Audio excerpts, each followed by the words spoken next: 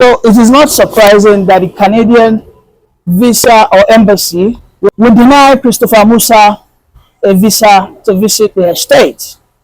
It is now a global notice that the Nigerian army do not respect the human rights.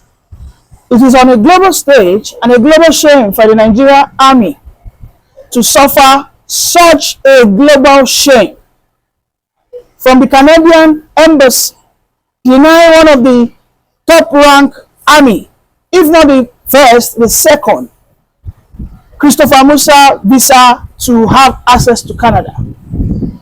I mean, what were their reasons? It is clear. Even if those reasons are not stated out by the Nigerian army, but we as Nigerians living in Nigeria, or Nigerians listen to the news of the events happening in Nigeria, how the Nigerian army has been abusing the rights of the people, how the Nigerian army has been treating agitators unfairly, and of course the impartiality, the partiality going on between the north and south, wherein Boko Harams, these are terrorists, these are people who keep people unabated openly, are given preferential treatment, and people who are seeking for simple secession are being hanged.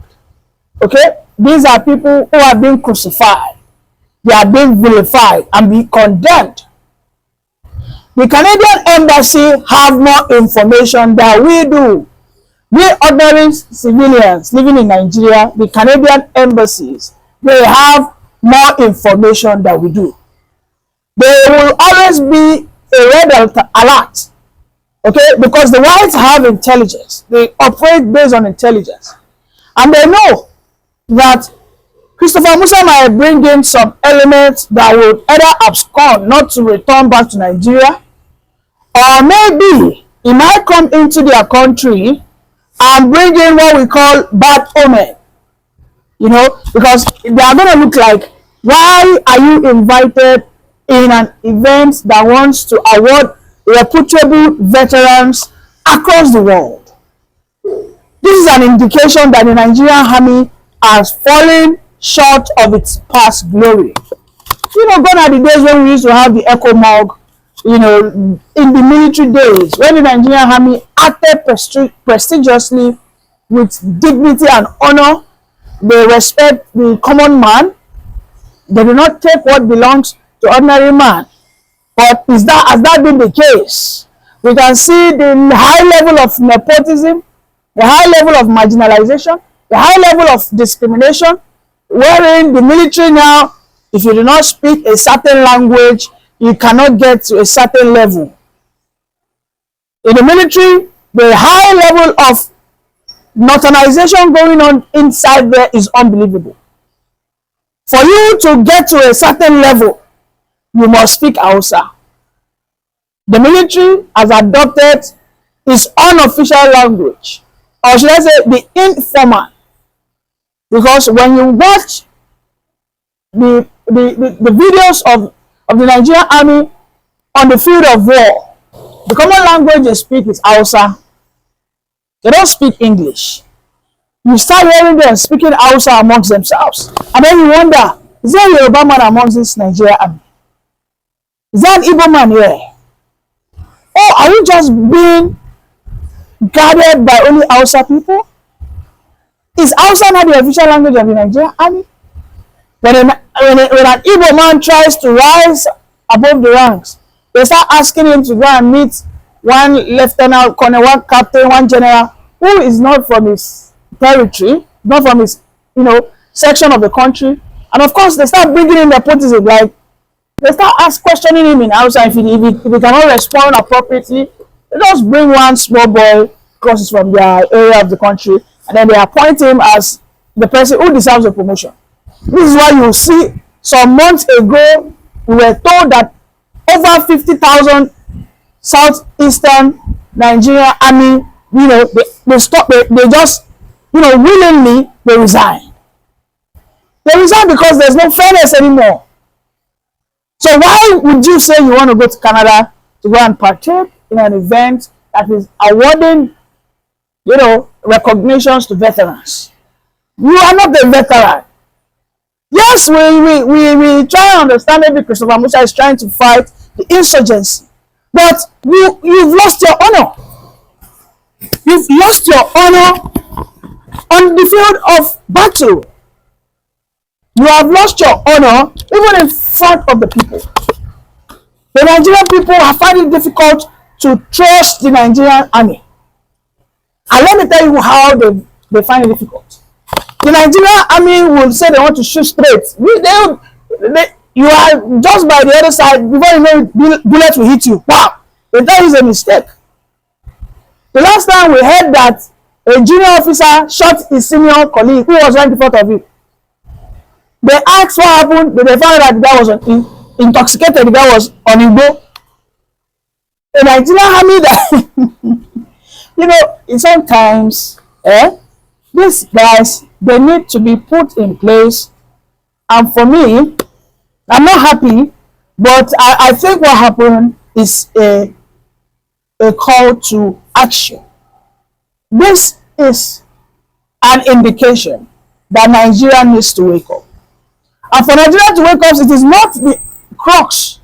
It is not these characteristics, this element. Because they are not ready to change it.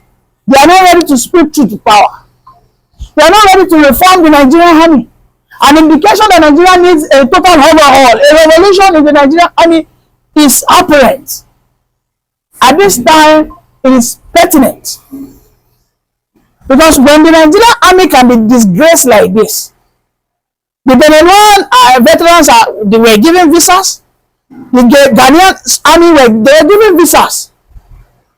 The Egyptians, they were given visas. You see, most of these guys were given visas. But what happened to Nigeria? They come out and tell you that Nigeria has the strongest army in Africa. It is a lie. It is a lie. How many drones do we have? Don't let me talk about the drones. We have seen how they mistakenly, took drones to Kaduna and bomb people, innocent lives. People that were celebrating Salah.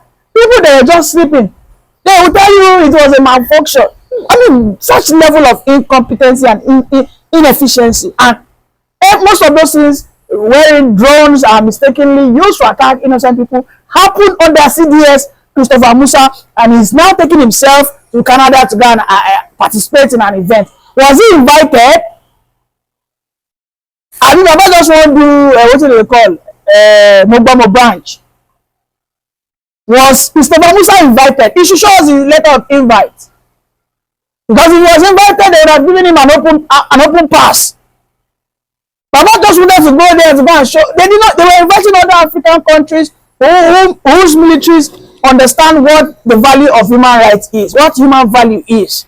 In the Nigerian military, in any military, in any country, the first thing is equality. Everybody is equal. Nobody is judged on their ethnicity. People are only judged based on their character, based on their bravery. In the face of war, not now appointing someone because he's an Aboki man ahead of a Yoruba man because he cannot speak Yoruba. I can see Yoruba do lambast, you lambasting Canada for what? On what premise? Yoruba, you are lambasting Canadian embassy. On what premise? You trying to cover up the shame, trying to form a poor man strong head. It doesn't work. These people are ahead of us. These people are above us. These people can literally swallow us within 24 hours. God forbid if anything happens. They have all the armories. They have the intelligence. They have the technology. They don't even have to step their foot in Nigeria to crush us. Instead of you, as the National Security Advisor, I advise the Nigerian government, the president, if I say this are shame, you don't leak. We need to package ourselves. We need to understand and reposition ourselves that the Nigerian army cannot be disrespected internationally. When they are disrespected internationally, the people at home will not respect us. Let us reposition ourselves. Let us find out why we were denied. So that's unnecessary, spark, just you to trying to be retaliatory, saying that to hell with, you are fuming. It be like say make snail one day go fight lion. I mean, that's what I'm sensing here. A chicken says he wants to go and fight a lion. Who will end up in the belly? The lion will end up.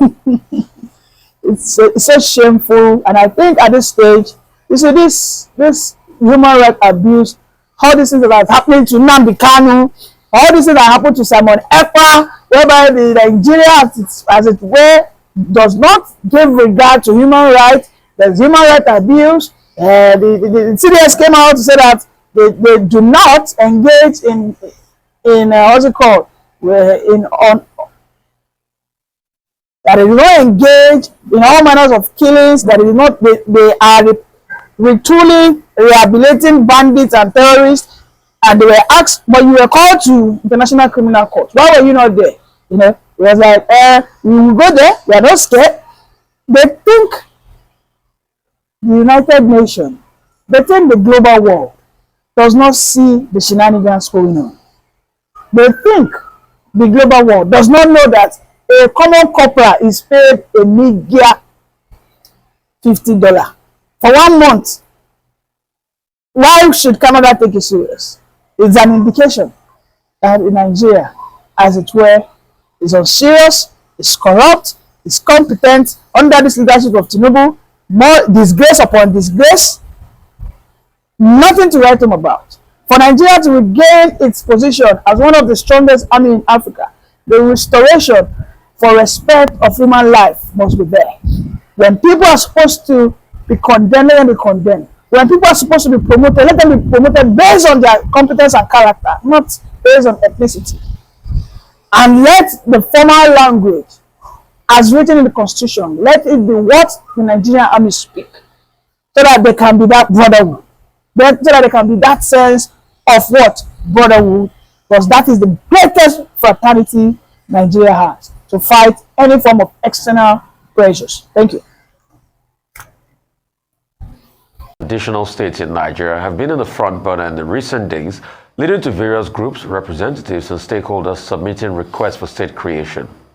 The issue, however, has pitched some politicians against each other, with some against and some in support. In Plateau State, a federal lawmaker has claimed that the terms of development federal government project is well felt more than the state government, and going further to allude that a 33-kilometer road linking some local government areas in the state were awarded and completed by him without the state input. So why clamor for additional states? So joining us now on the show is Right Honorable Gabriel Dewan, Speaker, Plateau State House of Assembly. I mean, what's your argument here? Are you in favor of not creating additional states, or you're in favor of creating? Because we had a guest yesterday, and the argument we made was, okay, tell us the business case for creating additional states. Your guess is as good as mine, says in the document. Only God knows when we'll see the document. What's your take on this matter? Well, good morning, Nigeria. Good morning, listeners. First, I'm very privileged to be Speaker of Plateau State today. I'm speaking for myself as Right Honorable Dewan, not on behalf of my state per se, but as a lawmaker that I am. The fact is very straight. For me, I'm against any creation of additional state for now. The reasons are very simple. I don't see need of creating more state when we're yet to manage the existing state that we're having. The situation we're having in this country now, for me, I felt we have so many issues that we need to channel our energy and our strength to in order to salvage the nation than creating more state to add more wage bill to the nation when we have a lot of issues that we need to look at as a country. Why are we talking of more states? Have we finished managing the 36 states that we're having now? When many states, we have high rate of unemployment in the country, we have high number of school dropouts, and a lot more. Talk of diseases, talk of infrastructural decay, and so many issues. Why are we trying to add more government burden, more wage bill on the citizenry when we're yet to solve the existing issues. So for me, as a person, I felt creating more states, because if you create more states now, whether we like it or not, that is an invitation for more wage bill, because new government houses will be built, more governors will spring up, more legislatures will spring up, a lot of issues will come up. And I felt that is not necessary for now. But proponents of it argue that it will, solve the problem of injustices in the states, that some people are left out, and some people are not carried along in the state. What do you say about these arguments? Well, myself, as I speak, I'm coming from a state where we have over 50 ethnic groups. But first and foremost, let's look at it rationally. What is the definition of injustice? Yes, there are a lot of reasons, there are lots of things that have make people believe that there are signs of injustice, not even signs. Yes, there are injustices perpetrated in this nation, but that is not the yardstick for creation of more state. Instead, we should come to a round table to discuss and chart way forward. Let's talk about patriotism. We're all Nigerians. We have agreed to be one Nigeria. So if we have agreed to be one Nigeria, what are we talking about? Whether you are Igbo, you are Ngas, you are Yoruba, you are Hausa, Fulani, which whatsoever tribe, wheresoever you come from, as far as you're Nigerian. For me, I think we should channel our strength on preaching unity, treating each other as one entity than issue of creating more state. There's no state today, especially in some part of the country, there's no state today that will create that will still sort issue of injustice. In a family of husband, wife, and children, there's injustice. All right. Between two brothers, even twin brothers, there's injustice. So I think what we need to do now is to educate ourselves about morality, understanding what life is all about. And we should also remind ourselves that there's nothing in this life, whether we like it or not, we just have short period of time to enjoy, and when the times come, we join our ancestors. So let's everybody have an opportunity of being given opportunity to be fair and just. And I think that is where our concentration should be than all these petty arguments of creating more states, creating more local government. Have we finished managing the existing one? That is the question. All right, and that's a fair point. We raised that point yesterday with Senator Jaribe, but he's of the opinion, and I want to get your thoughts on this, around the heart of why there's a call for a creation of more states, which is marginalization. People feeling like the government is too far, especially when you have states that are very diverse in the nature of the makeup of the states and very, in terms of the population numbers. And so they don't feel that government gets to them. What do you have to say about this? Do you think creation of new states would solve that problem? And in the event that it wouldn't, what would solve that problem? Because there's still that issue of marginalization. For me, that is not the excuse, because we have government at grassroots level. We have councillors, we have chairmen, we have house members, we have house of reps, we have senators, we have governors before the president. Our government system have been structured from federal, state to local government level. So what are we talking about? If the citizens are not feeling the impact of governance, if the governors are far away from the citizens, what we need to do is to empower our local governments and our councillors who are so close to the electorates at the grassroots, and people who feel the impact of government. It's not about creation of state. What is the work of the local government? We are meant to understand the local government is the government closer to the people. So if it's been established that the governors or the presidency is far away from the citizen, then let's empower our local government. Let's reduce some of the powers vested at the top, down to the grassroots, and the people will feel the impact of the government. I think that is my position. Than creating more. Even if you create state today, is it everybody have access to the government house? Go and put the government house in my own village. It's still not everybody in that village that will still access the government house. So what are we talking about? What are we talking about? So instead, we should empower our councillors and the local council chairmen who are closer to the electorates.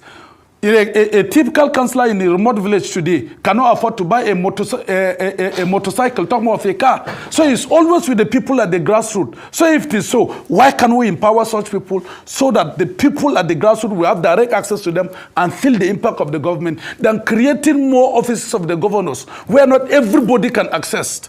Even if the government house is behind your own house, will you be allowed to see the governor? Can you have access to talk to the governor as the first citizen of the state? Those are the issues that we need to look at. Not about issue of, yes, I can say without mincing word that there is marginalization. Without mincing word, I can say that. But that the solution to marginalization in this country is not about creation of more states. For me, instead we should empower the government at the grassroots, the councillors, the council chairman, and so on. And our people will feel the impact of the governance. That is my position on that. That's a great take. That's a great take, because I'd like you to expand on it, because as we're talking about marginalization, I want us to get more detailed, because there are ethnic considerations here. And there are some ethnicities who just feel that they can do better on their own, for themselves, by themselves. Now, yes, there's empowering the local government level and so forth. Well, how do we douse this ethnic baiting that seems to be gathering momentum?